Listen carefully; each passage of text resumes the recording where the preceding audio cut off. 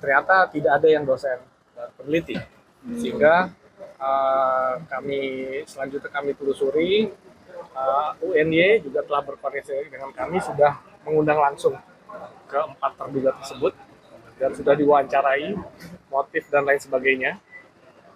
Jadi memang cukup kuat saat ini dugaan bahwa mereka ingin memanfaatkan travel grant luar negeri, tapi tentu ini memiliki atau sangat bermasalah dari sisi etik dan integritas.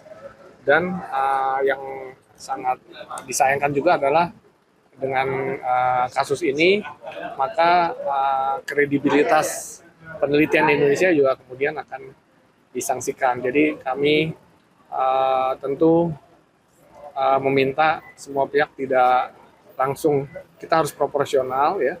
Ada banyak peneliti Indonesia yang betul-betul melakukan penelitian berkualitas, berkelas dunia. Jangan sampai hanya gara-gara tindakan oknum-oknum ini kemudian menjudge bahwa semua penelitian kita bermasalah. Yang kedua, kami akan menindaklanjuti kasus ini. Kita akan masih mengumpulkan terus data-data. Kami juga membuka masukan kalau ada teman-teman dari media sosial yang mendapatkan data-data lebih spesifik, karena data-data ini kita perlukan, mengingat yang bersangkutan atau terduga pelaku ini semuanya bukan dosen. Jadi kita untuk tindak lanjut sebagai komisi disiplin atau komisi etik itu tidak bisa kita lakukan. Jadi kita akan mengumpulkan data, kemudian tentu kita ingin memberikan efek jerah, karena ini kita tidak ingin tindakan ini juga dianggap tidak ada punishment gitu ya. Apalagi ini kan juga merugikan kredibilitas bangsa, peneliti-peneliti yang sudah benar-benar melakukan penelitian secara kerja keras dan seterusnya. Dan kita akan mencari delik yang nanti sesuai. Kita tentu akan berkoordinasi, barangkali juga kita mengundang aparat hukum, gitu ya, penegak hukum, untuk kemudian kita lihat mana hal-hal yang bisa ditindaklanjuti untuk ditegakkan secara hukum. Jadi seperti itu. Jadi ini sangat penting sekali. Tadi banget prosesnya nggak Pak? Ada yang terkait pelaku terduganya ini ya. 4 orang atau berapa ya Prof? Sampai saat ini masih 4 orang. Karena ada beberapa nama yang mungkin banyak ya, ternyata kan tidak tahu menahu. Jadi sampai saat ini masih 4 orang. Kita juga minta tim segera bekerja dengan cepat, karena supaya juga perhatian publik kan sudah sangat besar, dan ini juga mencoreng nama bangsa kita di. Baik, selamat malam teman-teman media yang kami hormati. Bismillahirrahmanirrahim. Assalamualaikum warahmatullahi wabarakatuh. Salam sejahtera untuk kita sekalian. Shalom, salve, om swastiastu, namo buddhaya, salam kebajikan, rahayu. Yang saya hormati Kepala Badan Komunikasi Pemerintah, Bapak Muhammad Kodari, yang kami hormati Sekretaris Kabinet, Letkol Teddy Indra Wijaya, dan rekan-rekan media yang berbahagia, yang terima kasih atas kesabarannya, dan kepada seluruh masyarakat Indonesia yang kami cintai dimanapun berada. Izinkanlah pada malam hari ini kami bertiga untuk menyampaikan informasi dan keputusan dari pemerintah yang sudah diambil oleh Bapak Presiden berkaitan dengan Badan Gizi Nasional. Sebagaimana kita ketahui bersama bahwa Badan Gizi Nasional memiliki peran yang sangat strategis di dalam mendukung agenda pemerintah di bidang peningkatan kualitas gizi masyarakat. Tugas ini tentu menuntut tata kelola yang kuat, koordinasi lintas sektor yang efektif, serta kepemimpinan yang mampu memastikan seluruh program dapat berjalan tepat sasaran, tepat waktu, dan sesuai dengan prinsip-prinsip akuntabilitas. Dalam menjalankan tugas keseharian, Bapak Presiden tentu terus melakukan monitoring dan pada akhirnya melakukan evaluasi terhadap seluruh kinerja kabinet, termasuk kinerja Badan Gizi Nasional. Dan tentu di dalam proses evaluasi tersebut, Bapak Presiden terus mendengarkan dan mendapatkan masukan dari berbagai pihak, baik dari kementerian-kementerian terkait maupun dari masyarakat, termasuk dari para penerima manfaat dari program makan bergizi gratis yang dilaksanakan oleh Badan Gizi Nasional. Berkenaan dengan hal tersebut, selama kurang lebih hampir 1,5 tahun, melakukan monitoring, melakukan evaluasi, maka pada hari ini, Selasa, tanggal 2 Juni tahun 2026, Bapak Presiden mengambil keputusan untuk melakukan pergantian pimpinan Badan Gizi Nasional. Yang pertama adalah Saudara Dadan Hindayana sebagai Kepala Badan Gizi Nasional. Yang kedua, Saudara Lodwig Pusung sebagai Wakil Kepala Badan Gizi Nasional. Yang ketiga, Saudara Sony Sanjaya sebagai Wakil Kepala Badan Gizi Nasional.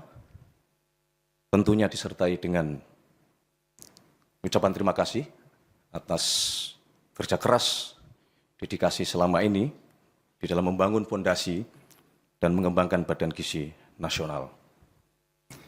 Untuk selanjutnya, Bapak Presiden memutuskan untuk mengangkat Saudari Nani S. Diang sebagai Kepala Badan Gizi Nasional yang baru. Kemudian Saudari Agustina Arumsari sebagai Wakil Kepala Badan Gizi Nasional yang baru, dan Saudara Maijen TNI Trenggono sebagai Wakil Kepala Badan Gizi Nasional yang baru. Kepada 3 pimpinan Badan Gizi Nasional yang baru, kami berharap untuk dapat segera melakukan konsolidasi internal, memperkuat koordinasi lintas kementerian dan lembaga, dan tentu saja juga memperkuat koordinasi bersama dengan pemerintah daerah, baik provinsi maupun kabupaten kota, serta memastikan seluruh program Badan Gizi Nasional dapat tetap berjalan dengan sebaik-baiknya. Kita semua berharap kepemimpinan yang baru dapat mempercepat pelaksanaan program-program prioritas, memperbaiki kinerja, meningkatkan tata kelola organisasi, serta menghadirkan manfaat yang nyata bagi masyarakat, terutama dalam hal upaya peningkatan kualitas gizi, kesehatan, dan sumber daya manusia Indonesia.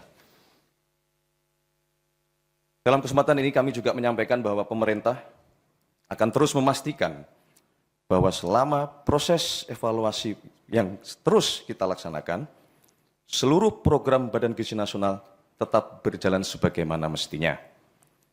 Pelayanan kepada masyarakat tidak boleh terganggu sama sekali, dan setiap unit kerja di lingkungan Badan Gizi Nasional diharapkan tetap menjalankan tugas sesuai dengan tanggung jawab masing-masing. Pemerintah sekali lagi menegaskan bahwa pergantian kepemimpinan ini tidak akan mengganggu komitmen kita di dalam menjalankan program makan bergizi gratis yang dilaksanakan oleh Badan Gizi Nasional. Semoga langkah ini menjadi awal yang baik bagi penguatan pelayanan program makan bergizi gratis agar dapat berjalan dengan sebaik-baiknya sebagai bagian dari investasi pendidikan dan sumber daya manusia kita, dan sekaligus sebagai pengejauhantahan manifesto kemanusiaan, pengejauhantahan manifesto keberpihakan, dan tentunya kita berharap program ini dapat menjadi alat penggerak ekonomi nasional. Demikian yang dapat kami sampaikan. Wassalamualaikum warahmatullahi wabarakatuh. Shalom Om. Santi-santi Om, Namo Buddhaya, salam kebajikan. Terima kasih. Terima kasih Pak Saudari. Terima kasih teman-teman media. Ya.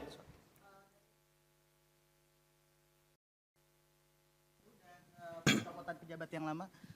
Terima kasih, nama saya Genta dari Antara. Pertanyaannya, mungkin dari evaluasi setelah setahun itu, temuan-temuan apa sih yang menjadi perhatian Bapak Presiden sehingga memutuskan mencopot pejabat yang lama dan mengganti dengan pejabat yang baru? Terima kasih. Tentunya selama 1,5 tahun melakukan monitoring dan evaluasi, banyak catatan-catatan yang kemudian itu menjadi dasar pertimbangan oleh Bapak Presiden untuk melakukan pergantian ini dengan harapan catatan-catatan tersebut dapat segera untuk kita perbaiki. Ada yang berkenaan dengan masalah kedisiplinan dalam menjalankan SOP, ada yang berkenaan dengan masalah kedisiplinan dalam menjalankan tata kelola, termasuk kedisiplinan di dalam menjaga kualitas dari makanan yang seharusnya sudah ditetapkan oleh Badan Gizi Nasional. Beberapa hal tersebut yang menjadi dasar pertimbangan dalam 1,5 tahun ini. Demikian? Cukup ya?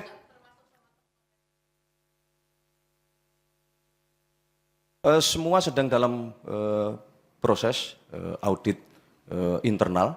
Itu adalah bagian dari yang sekali lagi kami sampaikan, itulah bagian dari monitoring dan evaluasi terus-menerus yang kita lakukan karena kita memang menghendaki Badan Gizi Nasional ini dapat menjalankan tugas dan fungsinya dengan sebaik-baiknya.